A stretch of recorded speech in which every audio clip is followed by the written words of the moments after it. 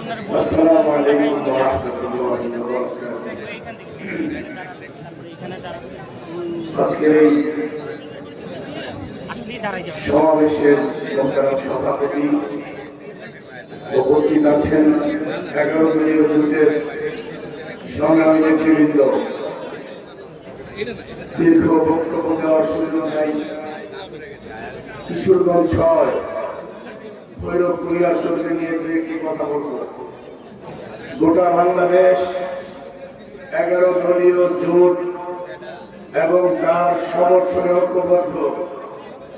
আনন্দ এবং সুসংবাদ হল ভৈরব কুরিয়ার জোরে 11 দলীয় জোট আরো বিস্তৃত হয়েছে।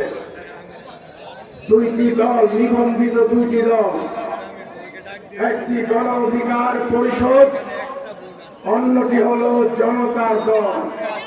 2টি নিবন্ধিত রাজনৈতিক দল আমাদের 11 দলীয় জোটের এই ঐক্যকে সমর্থন করে রিকশা প্রতীকের সাথে তারা আছে। আজকে কিশোরগঞ্জ 6 ভৈরব কুরিয়াচরের অলিতে গলিতে, রাস্তাঘাটে, গ্রামে গঞ্জে প্রত্যেকটি মানুষ, নারী, পুরুষ, হিন্দু, মুসলিম নীরবে নিভৃতে আমাদেরকে বলছে আমরা আর কোন পুরানো রাজনৈতিক দলের সাথে নাই।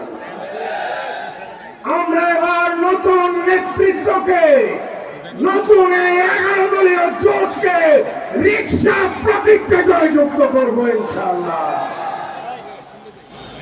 54 বছরে আমরা কি দেখেছি?